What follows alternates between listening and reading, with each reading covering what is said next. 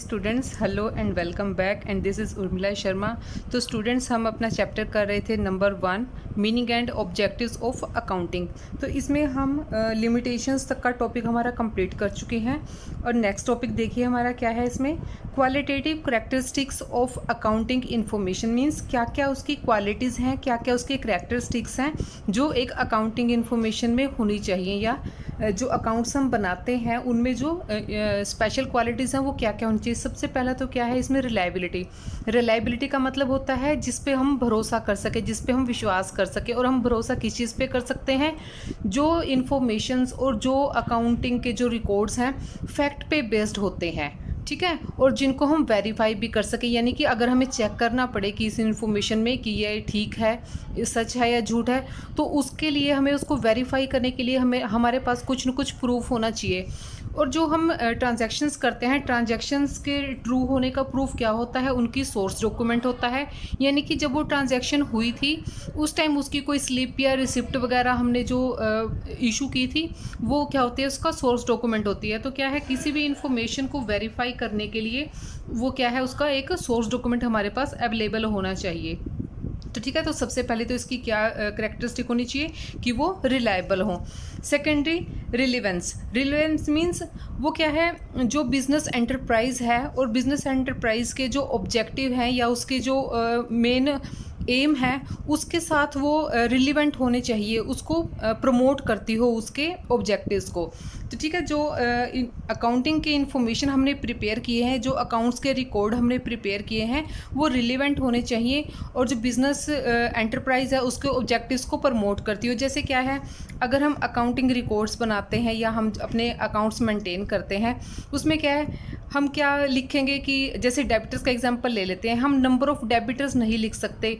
उसका क्या लिखेंगे, हम उनकी क्वांटिटी लिखेंगे कि वो कितने हैं, कितने रुपीज़ के हैं। ठीक है, तो बैलेंस शीट में जब हम रिपोर्ट तैयार करेंगे अपनी और उनको प्रेजेंट करेंगे वहाँ पे, तो वो क्या है, वहाँ से हमें क्लियर पता चलना चाहिए कि वो क्या है, हमारे एंटरप्राइज का जो हम सिचुएशन वहाँ पे प्रेजेंट करना चाह रहे हैं उसको वो प्रमोट करती हूँ और उनको हेल्प करती हूँ हमें समझने में। हमारी प्रॉफिटेबिलिटी को भी वो प्रेजेंट करें और जो अदर इंफॉर्मेशंस हैं उनको भी वो अच्छे तरीके से प्रेजेंट करें।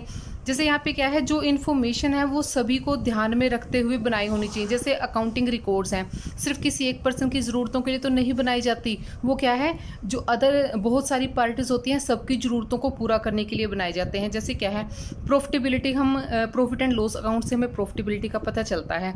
अब प्रॉफिटेबिलिटी है कुछ लोगों के लिए तो यूज़फुल हो सकती है और कुछ लोगों के लिए क्या है, वो हार्मफुल भी हो सकती है। अब हार्मफुल कैसे हो सकती है, जैसे प्रॉफिट अर्निंग कैपेसिटी हमें पता चलेगी कि हाँ हमारा बिजनेस कितना प्रॉफिट कमाता है, कितना प्रॉफिटेबल है। तो क्रेडिटर्स के लिए तो वो हेल्पफुल है, क्योंकि क्रेडिटर्स को क्या है, अगर बिजनेस प्रॉफिट कमा रहा है तो उन्हें लगेगा कि उनके जो पेमेंट उनको करनी है क्रेडिटर्स की, वो बिज़नेस अच्छे तरीके से कर सकता है। लेकिन ये क्या है, दूसरी ओर जो शेयर होल्डर्स हैं उनके क्या है, उनके इंटरेस्ट को वो ठेस भी पहुंचा सकता है, उनके लिए वो हार्मफुल भी प्रूव हो सकता है। हार्मफुल कैसे प्रूव हो सकता है वो, अब देखिए, जो बिज़नेस है वो अच्छा प्रॉफिट कमा रहा है और हमें उनके रिकॉर्ड्स से पता चल रहा है कि बिज़नेस अच्छा प्रॉफिट कमाता है, ठीक है, तो उसी तरह के बिज़नेस में और दूसरे लोग भी एंट्री करने के बारे में सोचेंगे। अगर वो लोग उसमें एंट्री करेंगे तो इट मीन्स क्या हो गया, कंपटीशन बढ़ गया। कंपटीशन बढ़ेगा तो क्या हो जाएगा, प्रॉफिटेबिलिटी कम हो जाएगी। तो जो इन्फॉर्मेशन हम तैयार कर रहे हैं वो क्या है, फाइनेंशियल पोजीशन या फाइनेंशियल स्टेटमेंट्स की जो एक है, मतलब एक्यूरेट पिक्चर प्रेजेंट करे कि ना तो वो बहुत सारे लोगों को ललचाए उस बिज़नेस में आने के लिए, इंटरेस्टेड हो जाएं वो लोग, और क्या है, जो शेयर होल्डर्स हैं उनके इंटरेस्ट को वो नुकसान ना पहुंचाए। तो इस तरीके की इन्फॉर्मेशन होनी चाहिए जो सबके लिए रिलीवेंट हो। नेक्स्ट इसमें आ जाता है अंडरस्टैंडेबिलिटी। अंडरस्टैंडेबिलिटी का क्या मतलब है कि जो अकाउंट्स हमने तैयार किए हैं या जो इन्फॉर्मेशन हमने तैयार की हैं वो इस तरह से प्रेजेंट की गई हो ताकि उनको ईजिली समझा जा सके और उनसे जो मीनिंग निकलना चाहिए वो उनसे समझ में आ सके। ठीक है, वो क्या है, ईजिली अंडरस्टैंड हो जाना चाहिए उसको। यानी कि जो पर्सन क्या है, अगर बहुत अच्छी उसको नॉलेज नहीं है अकाउंट्स की, अकाउंट्स को सामने देखकर उन्हें क्या है, ये भी पता चल जाना चाहिए कि भाई इस अकाउंट से हमें क्या इन्फॉर्मेशन मिल रही है। अगर क्या है, कुछ आइटम्स ऐसी हैं जिनकी पूरी एक्सप्लेनेशन अकाउंट्स में नहीं है तो उनके बारे में क्या होना चाहिए, अकाउंट के बाहर नीचे फुट नोट बना दें या फिर हेड नोट बना दें और उनमें उनकी पूरी इन्फॉर्मेशन दें कि ये क्या है, इसकी एक्सप्लेनेशन दें कि इसको हमने कैसे प्रिपेयर किया है। ठीक है, नेक्स्ट आ जाता है कंपेरेबिलिटी। कंपेरेबिलिटी का मीनिंग क्या है कि उनको हम कंपेयर कर सकें। अब कंपेयर किसको करेंगे? बैलेंस शीट के साथ प्रॉफिट एंड लॉस अकाउंट को तो कंपेयर नहीं कर सकते। कंपेयर किसको करेंगे? हम सेम क्वालिटी की जो इंफॉर्मेशंस होती हैं उनको हम कंपेयर करते हैं। जैसे इस साल की प्रॉफिट की स्टेटमेंट को पिछले साल की प्रॉफिट के स्टेटमेंट के साथ कंपेयर कर सकते हैं। उसके कंपेयर करने से हमें पता क्या चलेगा कि हमारा बिजनेस क्या उसी स्पीड से प्रॉफिट कमा रहा है या प्रॉफिट की अर्निंग की जो उसकी स्पीड है वो बढ़ रही है, पहले से ज़्यादा प्रॉफिट कमा रहा है या पहले से कम प्रॉफिट कमा रहा है। ऐसे ही क्या है, जो बैलेंस शीट्स हैं इस साल की और उससे पिछले साल की, अगर उनको हम साथ साथ रखेंगे तब हम कंपेयर कर पाएंगे कि लास्ट ईयर हमारी फाइनेंशियल पोजीशन कैसी थी और इस साल हमारी फाइनेंशियल पोजीशन कैसी है। तो ये क्या है, इसमें कंपेरेबिलिटी का होना भी बहुत ज़रूरी है कि अगर उनको हम कंपेयर कर पाएंगे तभी उनसे क्या है हम अच्छे रिजल्ट्स या फिर डिज़ायरेबल जो रिजल्ट्स होंगे उनका हमें पता चल पाएगा। नेक्स्ट है इसमें फेथफुल प्रेजेंटेशन। अब जिन अकाउंट्स को हम वहाँ पे प्रेजेंट कर रहे हैं, जो फाइनेंशियल स्टेटमेंट्स हम बना रहे हैं, वो फेथफुल होना चाहिए। फेथफुल का मतलब क्या है कि किसी एक पर्सन को या किसी एक पार्टी की इंटरेस्ट को पूरा करने के लिए उनमें हमें क्या है अपनी मर्जी से उसमें चेंजेस नहीं कर देने चाहिए। जो प्रॉफिट है एक्चुअल में जैसा है वैसा ही शो करे, बिजनेस की फाइनेंशियल पोजीशन जैसी है एक्चुअल में वैसा ही उसको शो करे, उससे कम या फिर उससे ज़्यादा वो ना दिखाए। अगर क्या है स्टेटमेंट्स को ज़्यादा बढ़ा चढ़ा के या फिर और ज़्यादा कम करके दिखाएंगे तो वो क्या है इन्फॉर्मेशन फेथफुल नहीं रहेंगी। तो ये थी इसकी क्वालिटीज़। नेक्स्ट इसमें देखिए रोल ऑफ अकाउंटिंग। अब अकाउंटिंग कि जो इन्फॉर्मेशन जो रिकॉर्ड्स हम बनाते हैं वो किस का रोल प्ले करता है। सबसे पहले तो लैंग्वेज का, ये वाला पॉइंट हम पहले भी डिस्कस कर चुके हैं।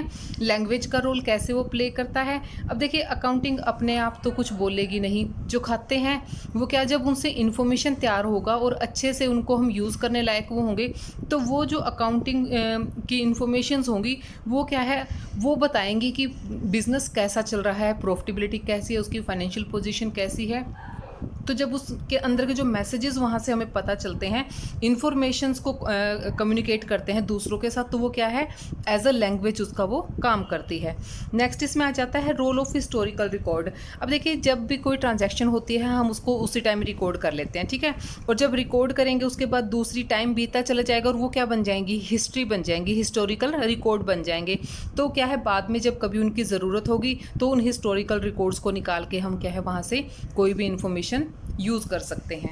नेक्स्ट इसमें आ जाता है role of determining the net profit. अब जो प्रॉफिटेबिलिटी स्टेटमेंट है, प्रॉफिट एंड लॉस अकाउंट है, वो क्या है हमें नेट प्रॉफिट के बारे में बताता है, वहाँ से हमें बिजनेस के नेट प्रॉफिट का पता चलता है। और इसके अलावा क्या है वो फाइनेंशियल पोजीशन को भी डिटरमाइन करने में हेल्प करता है या उसका भी वो रोल प्ले करता है। फाइनेंशियल पोजीशन के लिए वो कैसे वहाँ पे रोल प्ले कर रहा है। देखिए जब बैलेंस शीट हम बनाते हैं, बैलेंस शीट से हमें हमारी कितनी प्रॉपर्टीज़ हैं, हमारे बिजनेस की कितनी लायबिलिटीज़ हैं, कितनी कैपिटल है, तो वहाँ पे हमें उसके पता चलता है कि हमारा बिजनेस कहाँ स्टैंड करता है, अभी उसकी कितनी वर्थ है प्रेजेंट टाइम में। नेक्स्ट इसका आ जाता है रोल ऑफ इंफॉर्मेशन सिस्टम। अब इंफॉर्मेशन सिस्टम का तो ये काम करता ही है, जब हम रिकॉर्ड्स बनाते हैं उन रिकॉर्ड्स को क्या है जो इंटरेस्टेड पार्टीज़ होती हैं वो सब क्या है अपने अपने यूज़ के लिए उनको यूज़ करती हैं, डिसीजंस के लिए वो यूज़ करते हैं। उन्हें जो भी डिसीज़न लेना होगा उनको इन्फॉर्मेशंस को ध्यान में रखते हुए अपने डिसीज़न ले सकते हैं। और इसमें लास्ट इसका रोल आ जाता है role of a service provider.